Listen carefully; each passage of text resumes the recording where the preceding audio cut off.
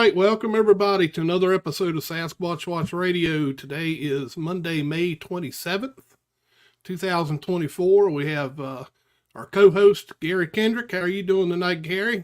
Pretty good. How is everybody? Want to give a little shout out, Maddox. We're about to get squatchy. Yep. We already got Buttworm in there. I tell you what, Buttworm, where'd you get your name? How'd you come up with that one? I got to know that. We might have to have you on the show to explain that. We got Bigfoot Society. We got Tennessee Cherokee. And I'm showing some more in there too, but they're not in the chat. But anyway, we want to welcome our guest. First time we've had him on, Michael Mays. How are you doing? Doing well, sir. How are you? I am doing just fine. Yeah, well, it's nice to have somebody from East Texas on the show. Oh, yeah. Yeah, that's true. Born and raised. Everybody's looking. They see that big old bass you got hanging up on the wall there. Well, I may have to show them that other one like I did you guys too. There's actually two of them up there that I'm pretty proud of. So, yeah, we'll get everybody in here wanting to know about those bass. So, well, it's good to have you on the show. Thanks for agreeing to come on. Oh, it's my pleasure. I appreciate you guys inviting me. You are welcome. So, I'll let Gary get right at it because I don't want to steal his time. Well, Mike, it's good to have you on the show. Done a little reading up on you. I have to be honest. I wasn't real familiar with you. Did a little reading up on you. You're a part of the North American Wood Ape Conservancy. Is that correct? I was. I actually left that organization last October, but I was a member of that organization for right at 20 years. Sweet. Have a love for the shadow cats, I believe is what you called it at one point, which is something that I'm into. And you've been on some television shows also. Mm-hmm. One of the things that I'd like to ask you about was while you were with the North American Wood Ape Conservancy, I did watch that episode of the Lowe Files with Rob Lowe. Yeah. And would you care to talk a little bit about what it was like to work on a big production like that? Well, it was a lot of fun. Get to be on the other side, see how the sausage is made, so to speak, how things are done.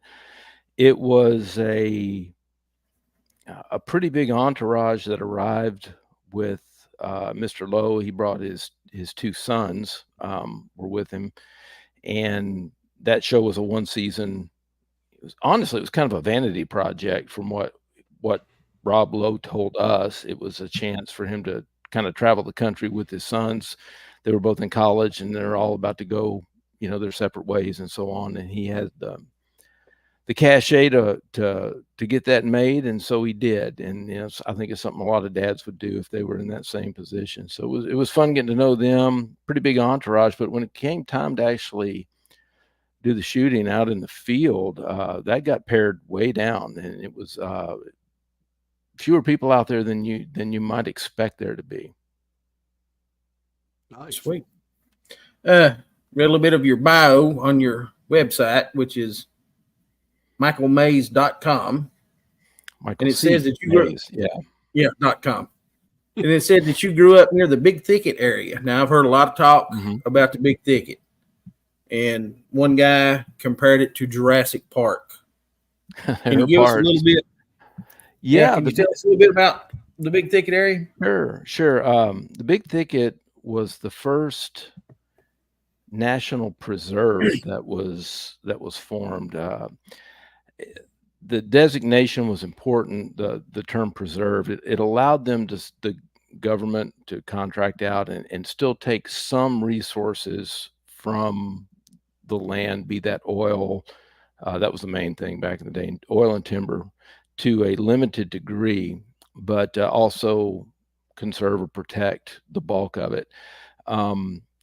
The thicket's been called the biological crossroads of North America. I forget how many different landforms and geographic features all kind of come and meet there. Everything from marshes and swamps and bayous to sand hills and pine forests and on we go. It's home to countless species of birds and fish and mammals, and it is one of the last truly wild places, I would say, in for sure in Texas and maybe, but it's all right. Mine may do that in a second. So, but yeah, what's unique about the thicket is it's not one big contiguous altogether spot on a map. There's 10 or maybe even be up to 11 or 12 different units of various sizes through southeast Texas that have been designated as part of the preserve, even though they're not technically touching each other. If you were to look at them on a map, they're little islands, kind of, so to speak. And the hope is that over time, more acreage can be added, and some of that will become more contiguous. But the largest unit out there is the Lance Rosier unit, which I believe is about 25,000 acres of forest and marsh and swamp. Yeah, I've heard a lot of stuff about it. It's a very interesting place. Yeah.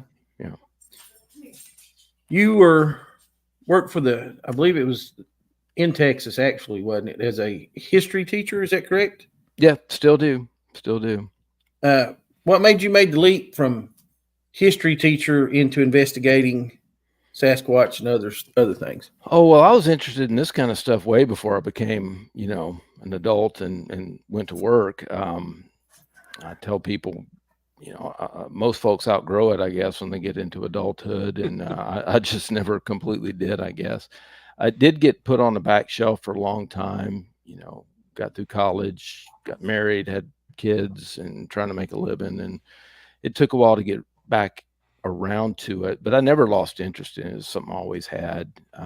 I grew up like a lot of men of a certain age in the kind of a golden age in the 70s where Bigfoot became part of our lexicon. We all saw the Legend of Boggy Creek and was the Black Lake movie. And then of course the ultimate for me is about a 9-year-old boy was watching the $6 Million Man, fight Bigfoot on TV. That probably set the hook on me for good. Andre the Giant. Yes, sir. Yes. And so, it was kind of started to become part of the culture at that point, and just kind of always stuck with me. And being a history teacher, there's a pretty narrow kind of a line you walk, between documented, accepted history, factual stuff, and folklore. And big folklorist, especially Texas folklore here in the Texas, Louisiana, Arkansas, Oklahoma area, and so all that kind of just fed that interest as well. Sweet. If I jump in real quick, Gary. Go ahead, Billy. I got a question based on that. So I currently work for the state of Virginia, and my colleagues think it's the coolest thing in the world. I thought it, I didn't think that would happen, right? What about your colleagues, your other teachers? What do they think? Well, it tends to be one extreme or the other. You either get just the people like you were talking about who really think it's cool, and oh man, you got to take me out there sometime, and I want to go sometime, and then you got the other people that just kind of roll their eyes at you. And what's funny though is when folks find out that you're going out for even if it's just a long weekend or something, if you're going to be out doing some field work somewhere, it's often the most skeptical among them who are waiting for you at the door when you come into work to ask you what happened, And so one way or the other, there's interest. Some people are openly, even hostilely, in some instances, skeptical, and others just, they're starry-eyed believers. They'd believe anything I told them, So we try to strike a balance somewhere in the middle there, and but the interest is undeniable. Somebody's watching all these cable TV shows, for example, and the popularity of programs like the one we're on right now. There's interest out there in it. I think there's a lot more people who've had experiences or encounters than have come forward, and that fuels a lot of it. But I just think there's interest in it in general. I often have said, how can you not be interested in this? It's, it's fascinating stuff. Yeah, it really is. It really is. Another question here. This one will take a little bit of explaining. Animal, mineral, or vegetable? Animal, do you think Bigfoot is a natural being? Mineral, do you think it may be possibly some type of interdimensional or alien? Or vegetable, do you think it's something supernatural? Based on my experiences, I would say animal, flesh and blood. Now, I'm an open-minded guy. I believe in Bigfoot, after all. I think that alone makes me open-minded. Uh, and I've heard of these other experiences a lot of other people have had. I've not run into that in all these years. I would be more than willing to change my mind if presented with something like that. But it's just I haven't come across anything or had any kind of experience that couldn't be explained by a physical being of some sort. I agree 100%. I'm an animal guy. I've talked to Ron Moorhead off and on. I see him at a lot of festivals, and he is into the quantum Bigfoot, I think is what he calls it. Yeah. Maybe I'm just not smart enough to understand all that. Maybe that's my problem. I don't feel like that. I'm just an old hillbilly. It's hard for me to make that leap. Well, I'm a swamp rat, so we're kind of in the same genetic pool, I think, and maybe that's our problem, is we just don't grasp all that quantum physics stuff. But it's my biggest problem with it is if it is some type of, like Ron says, a quantum animal that can move between dimensions and things like that. It doesn't make any sense to me why it would be here, leaving footprints, possible bedding areas, eating, sleeping, using the bathroom.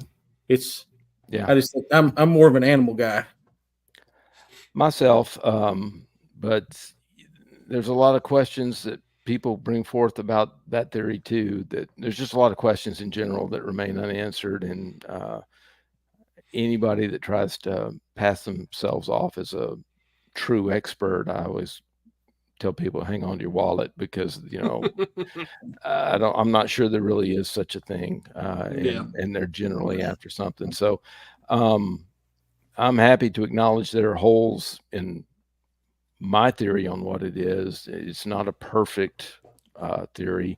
I think it's the one that checks the most boxes, if that makes sense. Certainly not all of them, but it does seem to check the most boxes, in my opinion. Yeah. I always say, none of us have one tied up in the barn. True. So anything is possible. But in this community, I think there is a lot of snake oil that gets passed around. Yeah. So another thing I'd like to ask you about is I saw on your, I believe it's called the Cryptid Hunter. Is that correct? Texas Cryptid Hunter. Texas Cryptid Hunter. You talked about Portlock, Alaska, and I am really fascinated with Portlock, Alaska, because it has a long history of some pretty violent encounters. Yeah, that's the thing that's interesting about it is the people of that community picked up and they left all at once. That is undeniable. That is fact. You can't argue with that. That happened. And the reason they gave was this murderous, I forget exactly what the I believe there's an Inuit name for it, but basically a big, murderous, hairy Sasquatch-like creature that was picking people off, left and right. And they left. Something was going on there. Now, Texas is a long way from Alaska, and I've not been able to make that trip. That's one of the places I would very much like to go and explore and poke around a little bit, spend a night or two. But yeah, I looked into it, and it's undeniable what happened. Now, you can argue that it was a bear that was killing these people, but the reports were that every now and then one of these hunters that had disappeared would wash down a creek and into the bay there, and it was all, you know, that the body was mangled in such a way that a bear just wouldn't or couldn't do. And there was another incident where, uh, from what I understand, the person was killed by being smacked in the back of the head with a big, large piece of equipment of some kind, and it's something that would have had to been grasped with hands, and something that was so heavy that a man wouldn't have been able to wield it and do the guy in that manner. Um, and you know, Alaska's got a long history of you know, in a lot of ways, I think if these things are anywhere, they're real. I mean, what's a wilder spot that we have left than Alaska? And Oh yeah. it makes a lot of sense that that's where they would be. So yeah, it's a fascinating story, uh, and like I said, something happened that scared those people pretty bad because they never went back. They just they left everything and they did not go back. I've read a little bit on it myself because I'm really fascinated with it. Mhm. And from the things that I've read, that this has not been the first time that that's actually happened in Portlock. That throughout history, you know, the Innups will move in and something will happen and they will just like up and leave. Mhm. And then after a certain amount of time, they'll try to go back and it happens again. Well, there was a really, and I hope I'm not stepping on anybody's toes. There was a really bad television show out a year or two ago where they did a series of episodes about it, and I had high hopes for it, and it veered off the rails pretty quick. But I still think it is an area worthy of looking into. The premise of the show were these guys were going to go back. They were part of the tribe that lives up there. I can't recall the actual tribe that lived there, and they were looking into maybe reestablishing, you know, a population there in Portlock, and was it viable? Was it safe? And so on. And that was kind of the premise for the whole, uh, you know, going back to that area. And it, like I said, it kind of veered off the rail after about the third or fourth episode, I think, and just it became a little too much for me, and I kind of gave up on it. But I liked the premise. I liked the idea of seeing it, seeing the landscape, you know, the layout of the place. And my understanding is you can only get there by either boat or bush plane. Yep. I don't think that there's an overland route. At least there wasn't for a long time. There may be now. I don't know. We got our first question from the chat. He says, "What area of the U.S. do you think currently has the best chance of providing solid Bigfoot evidence, such as a visual sighting, and why?" Well, you know, I'm obviously not working everywhere all over the continent, so my knowledge base is somewhat limited to mainly to the Texas, Oklahoma, Arkansas area. I think that's a great place to go. I think you know, East Texas, kind of up and down the eastern third of Texas. Some of those are way up northeast in that kind of the three-state area where Oklahoma, Arkansas, and Texas meet. Eastern Oklahoma, most people think of Oklahoma as this dry, dusty kind of plains where the buffalo roam. It's all flat, and certainly there, maybe even the majority of Oklahoma is more like that. But the eastern quarter or so is mountainous and heavily wooded and forested, and has a history of these sightings as well. So I believe the number one county in Texas for sightings, I want to say, is Liberty County in southeast Texas. That might not, it's either one or two, and it's adjacent to another county that's in the top 5 or 6. So you put them together, they would be number one, and they're actually sharing a border with each other. So the Sam Houston National Forest, the Davy Crockett National Forest, Sabine National Forest, those are all great places to look in my part of the world.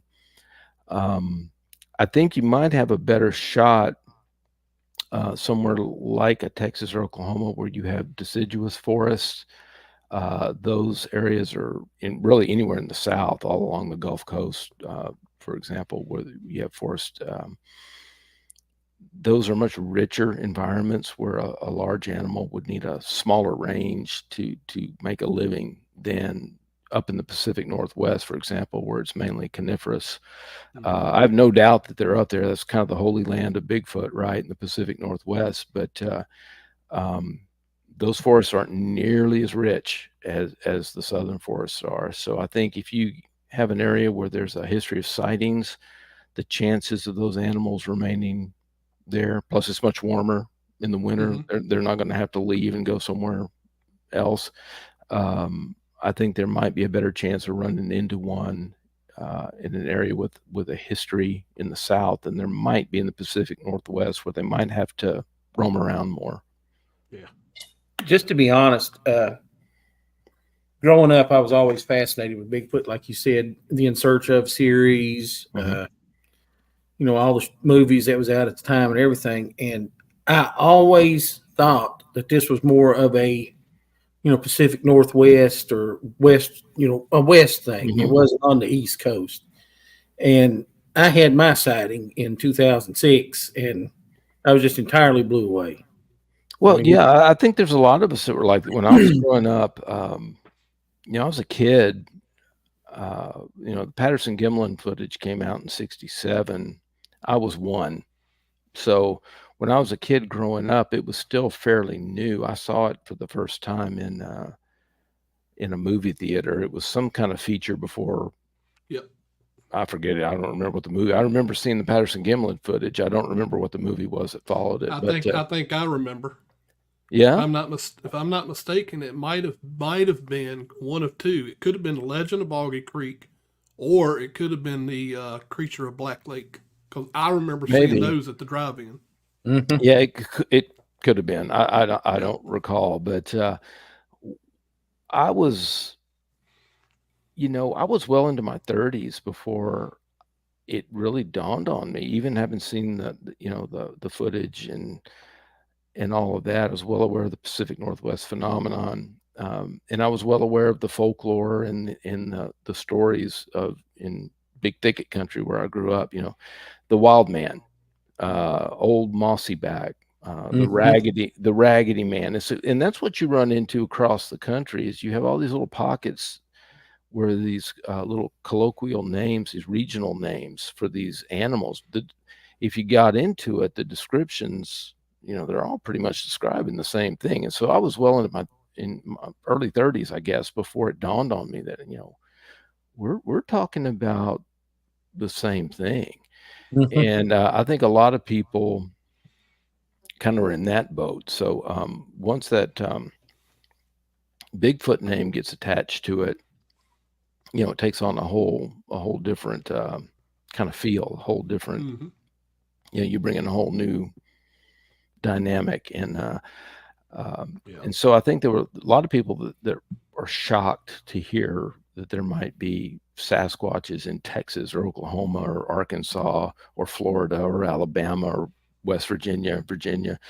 But if you delve into the history, you know, old newspaper stories and so on, and you do a search by terms like wild man and gorilla and ape man and things like that, all these stories, you know, pop up. And so it's nothing new. It's just that we didn't have a kind of a catch-all name for it until really the late 60s, early 70s. We talked about this a little bit last week with Henry Mays. You know, I was born in Virginia, you know, lived in Virginia except for what time I spent in the military, and I lived in California just for a little while. But Booger was a big name around here. Yeah, back home as well. Yeah, and you know, it's funny, you hear all these different, like you said, colloquial names that they're all describing the same thing, but they won't say, "Hey, I saw a Sasquatch," but hey, you know, there was this Booger, kind of Grundy feel. Yeah. You know what I'm saying? So yeah, I understand what you're coming from. Can you talk a little bit about what would be your favorite sighting report, or if you've had a sighting yourself? Well, I have, but I'll tell you a different story though. The most intense encounter I ever had was not visual; it was auditory. The visual was really kind of anticlimactic, actually. You know, it was yeah, I don't know, 4 to 6 seconds long. I mean, there's no doubt about what it was. It was there standing in the road, and it just kind of turned and walked back into the woods after we lit it up. But we were in a vehicle, and that was that. I mean, other than the fact of what kind of animal it was pretty unspectacular. Just a critter in the road, really, you know, and except that it was standing up, and it was pretty amazing. But the most intense encounter I had was a few years back. Anybody that's familiar with the NAWAC knows our main area of study for years was, and I guess it still is for them, an area we dubbed Area X. It's in eastern Oklahoma in the Ouachita Mountains. And we had established a little hunter's camp there, and we had a little primitive cabin there on the property. And I was sitting out outside the cabin with another gentleman, and we were kind of taking shifts as to who stayed up. We had one buddy was inside the cabin, and another was in a hammock. I've never been a hammock guy. I just feel like that's soft tacos for bears, you know. So don't do that. But he was sleeping in the hammock. The other guy was in the cabin, and the other gentleman and I were sitting around out in front of the cabin. And if you can kind of picture, kind of hard to explain, but there's a little cabin. We're directly in front of it, and then at a 90-degree angle, there's it's basically a metal carport is what it is. It's just it's got a kind of a top to it, and one side that was solid coming down to the ground, and then the rest, three sides were open. The cabin in this carport type structure, we called it the hooch. It was right at the base of a mountain, and this was not a sheer like cliff. It was a kind of a gentle slope, you know, kind of a deal, but it, you know, went up a few thousand feet. And anyway, we're sitting out there near the fire circle. We didn't have a fire going. We typically ran a cold camp. The theory was that if they're primates, which we feel like they probably are, then they're more reliant on sight than their other senses. Their other senses would probably be better than ours for sure, but still sight would be their number one sense that they depended on. And the darker it is, even with the bigger eyes and the better night vision than we have, they still have to come in a little closer than usual to get a look at us if they were curious about us, if we didn't have a fire going. And the other thing we learned over those years, you know, we behave in kind of atypical ways for humans.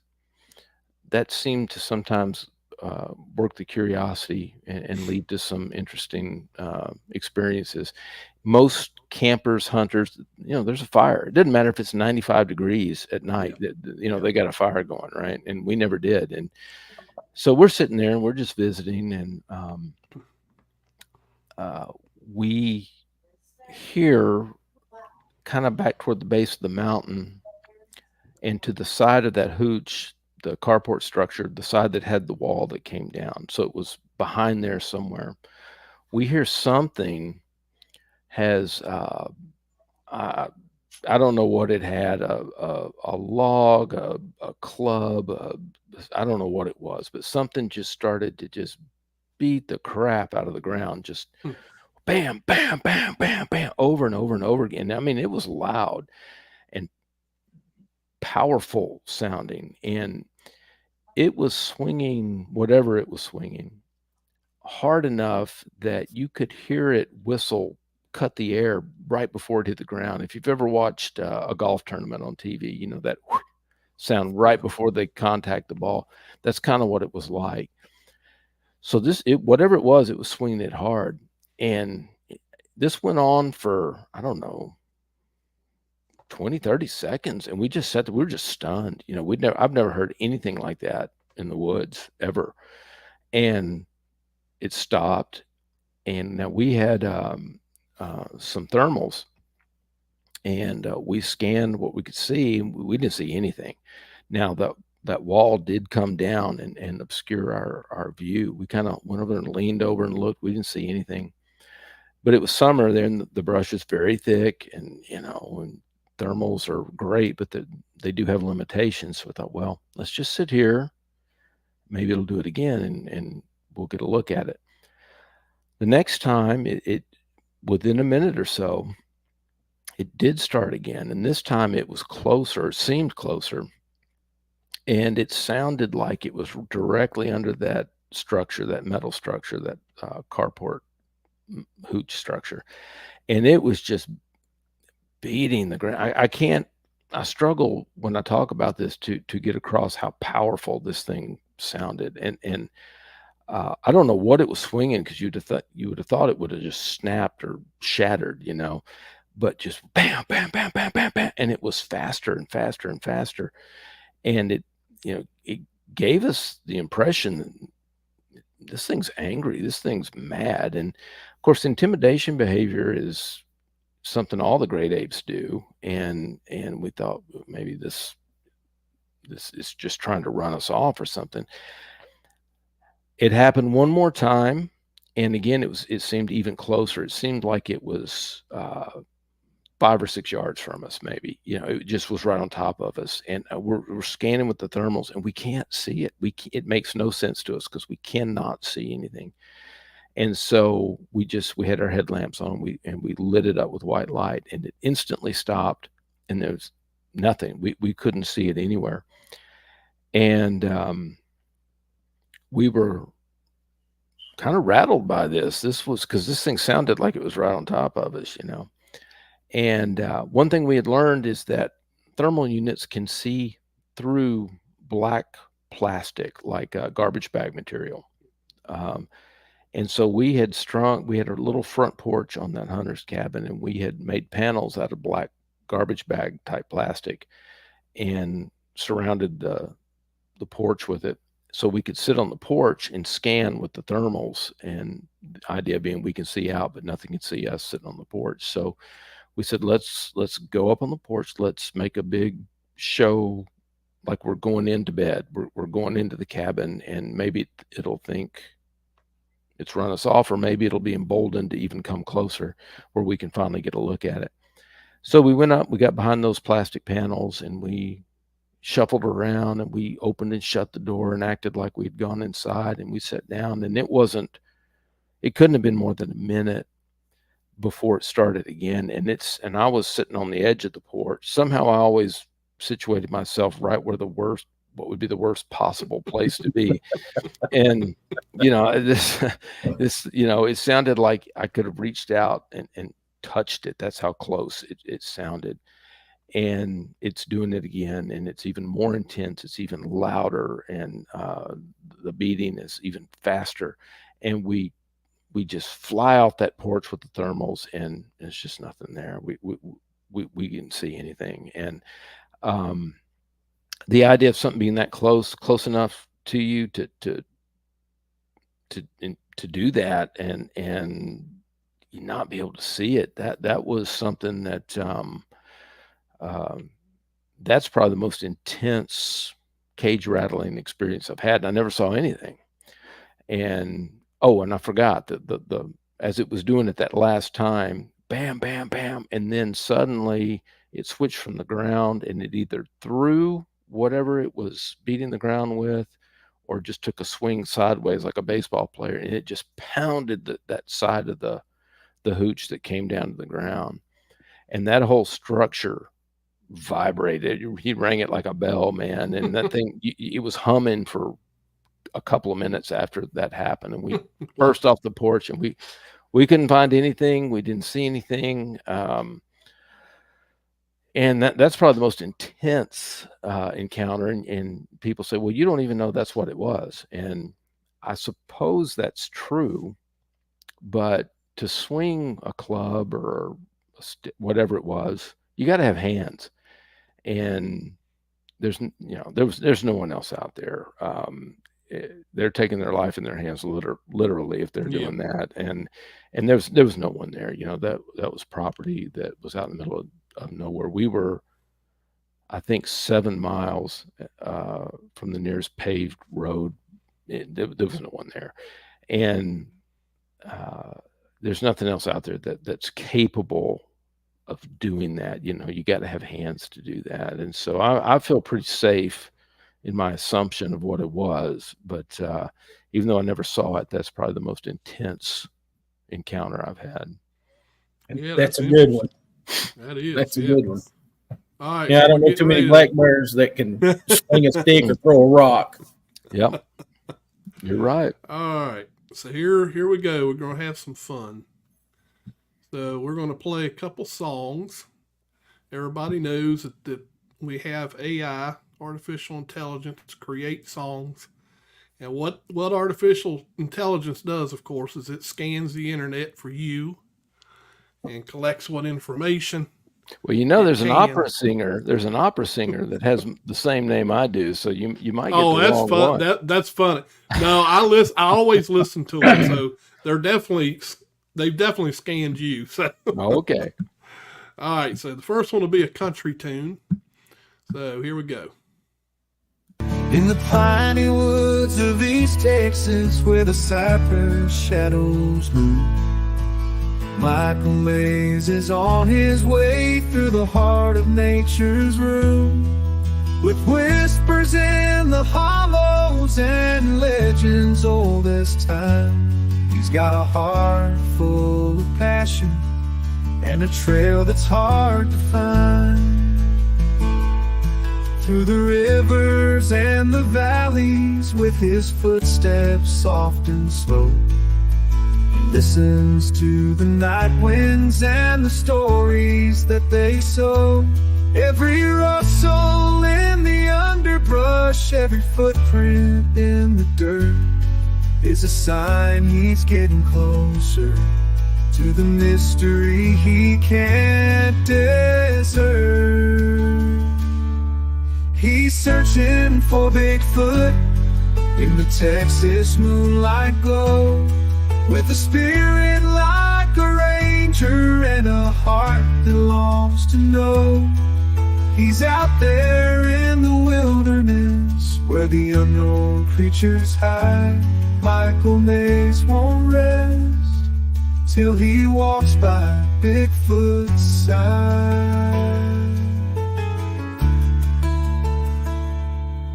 And a trail that's hard to find.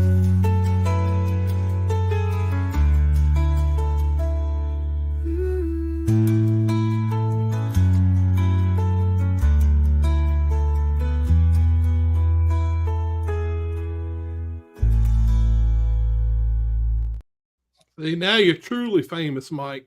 That's not bad. That beats. I've had a couple of songs dedicated to me on the radio by some bitter young ladies back in the past, and that's definitely an improvement from what they requested. So, yeah, I like that. I like that.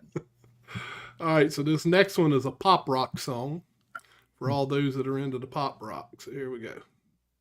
Michael Mays is on the run, searching the wild under the sun. East Texas woods calling him near. Bigfoot whispers he's got no fear. Through the pines he tracks his prey, hoping today is the day. Creeping shadows, rustling leaves, can't shake the feeling of what he believes. Bigfoot, where are you? In the night do you roam? Michael Mays searching through till he finds you alone. Bigfoot, where are you? In the Texas pines, Michael's on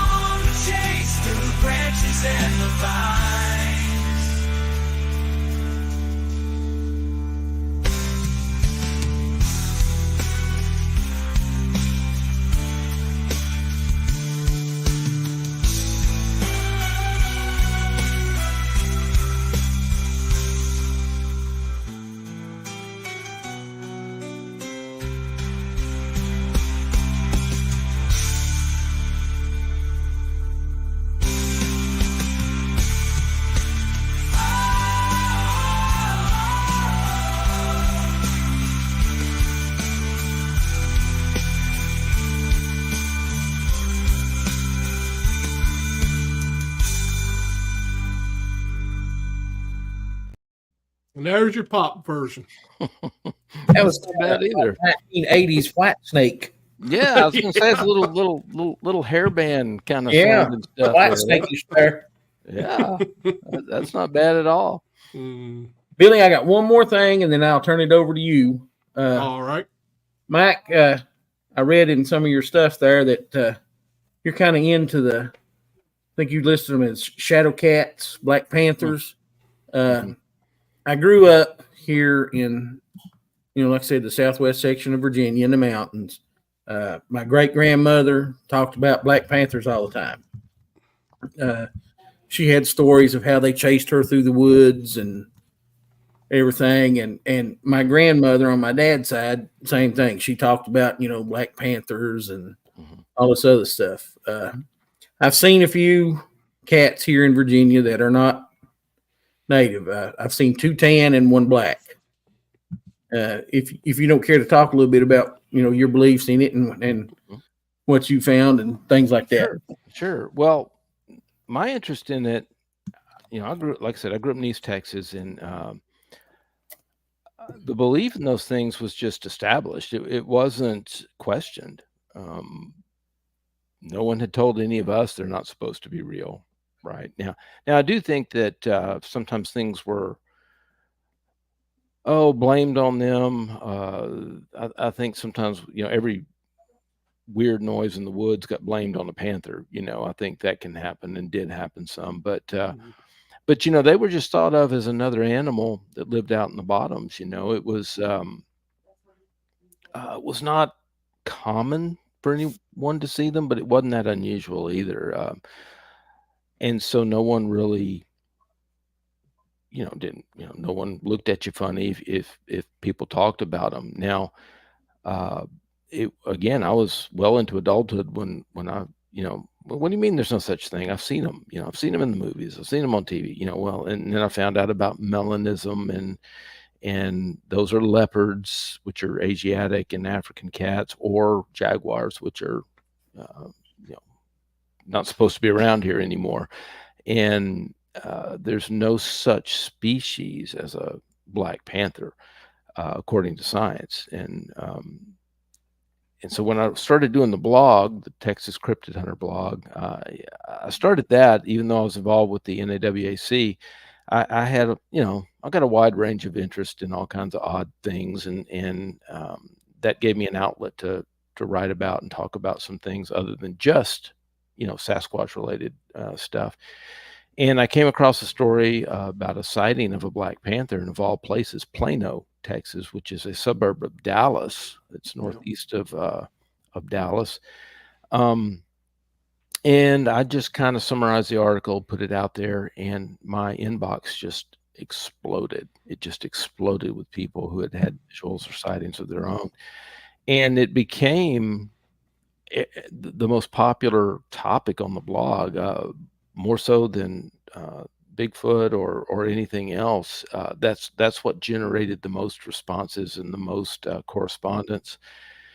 And I collected all these accounts and talked to people, and the most interesting ones, the ones that seemed the most plausible, tried to vet them a little bit.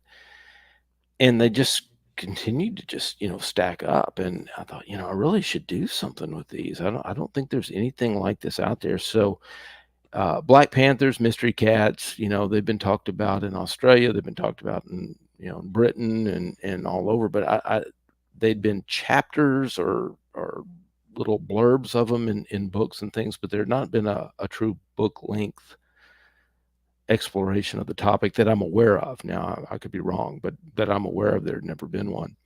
And so I decided to write a book called Shadow Cats, the Black Panthers of North America. And that was the first book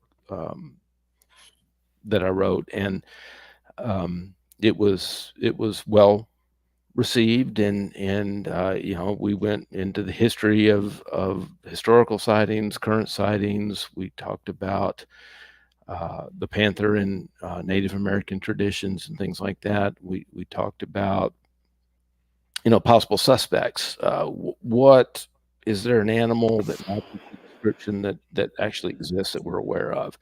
And so I went through, there's a chapter on the various suspects, mountain lions or cougars, jaguars. There's a wildcat in Texas called a jaguarundi, which most people don't know even exists, that can be black. We talked about a chapter on outsized feral cats, which people at first kind of roll their eyes about, but this is a huge problem in Australia. They're killing, bless you, they're killing cats, black cats that are the size of small leopards. We're talking about 50-pound animals that when they test their DNA, it's just a catus catus. It's just a cat. It's just a house cat, but it's one that's been several generations feral, probably. And Australia's this weird cauldron of they've wiped out all the predators down there, and that led to a big explosion in rodents and stuff. I think it was the Dutch who, a lot of the rats got off the ships, and they wiped out all the predators, so the rats were overrunning everything. So they had the brilliant idea, we'll release cats out into the wild, and that'll take care of the rodents. And the cats don't have any natural predators down there, and so they're responsible for killing literally millions and millions of birds and small mammals, and biologists have said, with no natural predators to keep them in check, there's no reason that they couldn't. They're eating well, they're doing well, they couldn't start to grow and get bigger than normal. And so the conclusion there is, if it could happen in Australia, it could happen here. Every town's got a dog catcher, but they're not going after cats. And the same thing is happening here. Feral cats are directly responsible for putting several bird species that nest on the ground, to right on the verge of extinction. And so talk about that. And then also I sent out a survey to a lot of big cat experts to get their opinions on things. It was interesting to hear what they had to say. So that's how it all started. And so, I'm very interested to still collect those reports. Got a sightings distribution map, trying to figure out if there might be some kind of pattern to it all. And basically the pattern is this: the best place to see one, the sightings are all clustered in the eastern third of the state, where it rains the most, where there's cover, where there's food, where there's plenty of water sources and things. It's exactly, it really it correlates nicely to the sightings of the Sasquatches in Texas. And again, it's what you would expect from a living, breathing species, as opposed to these are delusions, these are hallucinations, or whatever it is from these people. Why are only people in the eastern third of the Texas having this hallucination?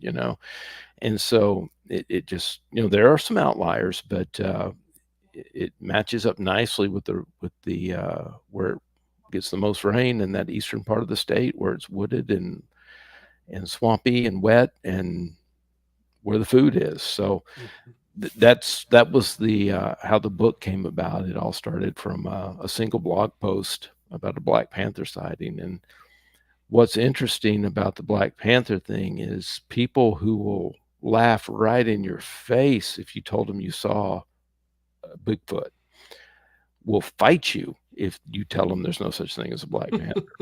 It's ironic. They're really, as far as mainstream science goes, they're in the same la la land together, and yet they have this really highly skeptical view about one but not the other. Because we're all kind of slaves to our experiences, and there have been more people who've had that experience than have caught a glimpse of these apes.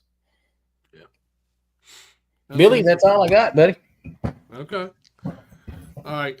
This is something I like to ask all of our guests. If What is one thing that you want everyone to know about Michael Mays? Oh boy. I'm going to tell you, truth. Sometimes it may not be what you want to hear. As a teacher, this is what I try to get across to my students. I'm going to tell you what you need to know, Mm-hmm. not what you want to hear. And um, I am really conservative with the things I say as far as, I try not to speak in absolutes. I can tell you absolutely positively what my experience was, but I don't know what others have gone through. But if I tell you it happened, it happened. Now, there may be some logical explanation I haven't thought of yet to explain it. That's more than possible, but it's kind of like the witnesses I've talked to. I've talked to a lot of folks, and I really think I've only been flat out lied to a couple of times out of the hundreds of people I've talked to. And there have been times when I think they were mistaken.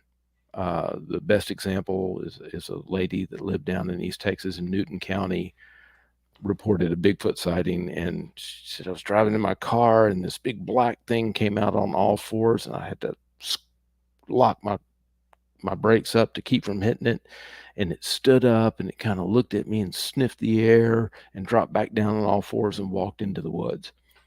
And so I questioned her a little more. Well, tell me about the face. What did you see about this? Well, it was all black, but the face was kind of tan colored. It's like, okay, did it have a flat face, or did it have a nose, a snout? Oh yeah, it had that snout. Well, she saw a black bear, Yeah, right?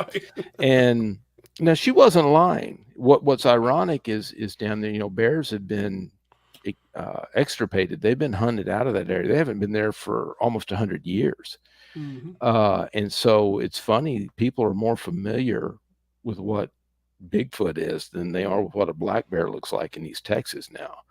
And so she didn't jump to bear because that bears don't live there. She went right to Bigfoot. And so she wasn't lying. And there have been cases like that. She wasn't lying, but she was mistaken. And some people, they handle that conclusion better than others. You get that, I know what I saw, and I understand that because I know what I've seen. I know what I've heard, and I wasn't there. I just think the most likely thing is this is probably what happened. And big Occam's razor guy, the most likely explanation is usually the right one. And but I'm not after your money. I've never monetized the blog, for example. I don't solicit any kind of financial help at all. One time I asked, if you got an old game camera stuck in the back of your closet that you don't want anymore, I'd love to have that. I did ask for that one time, but that's about it. So my only agenda is I do this because I enjoy it, because I'm fascinated by it, and I would really like to see this thing move from the library shelf that's myth and legend over to the biology shelf. That's where I would like the books to go. And there's a selfish reason for that too. There's a lot of crow I'm gonna dish up to a lot of folks too if we ever get this done. Now gentle, I told you so, but there will be some. So don't blame you. So all the research you've done up there, East Texas, Eastern Oklahoma, and even when you were part of the Ape Conservancy, did you guys ever find stick structures, tree formations that you thought were possibly Bigfoot related? No. And so, like I said, I don't know what to think about those because I've never come across one. Or a nest, like one of my, I got a pretty good friend that is part of the Olympic project, and they have a site where they feel like they found some ground nests where these things have bedded down, and we've just never located anything like that there. I don't know if that has something to do possibly with climate. It's just so warm most of the year down here that some kind of nest with some kind of insulated material may not be necessary. And the stick structure stuff, the stuff I've seen, some people have called me to come look at, it could have been natural. It may not have been. It may not have been, but I've never seen anything that was so intricately woven together or anything like people talk about. I haven't seen that here. That doesn't mean it doesn't happen, and hasn't happened, but I just haven't seen that down here. Yeah. Can y'all believe an hour has went by? Wow, it was quick. That was quick. That was quick. Always amazes me. Michael, you did a great job. I mean, appreciate it. You answered all of Gary's questions, and we really enjoyed that whole experience with the whole, meld. By the way, was there a dent or anything in that building? Well, there were already some little dings in it because we'd had rocks fly down off the mountain and bang off that periodically. We had, shortly after that, what we started to do was we took a Sharpie and we would circle dents. And then if we found one that had not been circled, we either had missed it or it was new. And if we found it a morning after we had heard something, we would catalog that as new. We would even we would sweep the roof of of debris. And the thing about rocks is rocks don't fall out of trees. So if you found a rock up on top, it got thrown up there, right? So but we would sweep the roofs, and we even swept within about a 5-foot perimeter around it. We swept the ground where it was just dirt, so that if anything hit the roof and rolled off, that would be new the next morning. And so it had some wear and tear on it already, but we didn't find a rock or anything that we thought might have been a club or whatever it was hitting the ground with. We never found anything. So it's another great story. There's a lot of great stories out there, and they don't unfortunately prove anything, but that's mine. And it was a pretty intense deal. Yeah, that's interesting. Well, we appreciate you sharing it. All right, so again, Michael, we thank you for being on the show. I'd like to ask if you got a moment that you can hang on till we. Sure. Okay. Absolutely. All right, so thank you everybody for coming in. We had quite a few pile in here, especially in the later part. I know everybody's not in chat, but I do appreciate all the people coming in. And yeah, guys, don't hesitate to type a question into the chat, because it makes it so much interesting, because this is your show too. So we want you to type in questions. So again, I want to thank everybody. We will see everybody next Monday at 9 p.m. Eastern. And everybody have a wonderful night. Good night, everybody. Good night, everybody.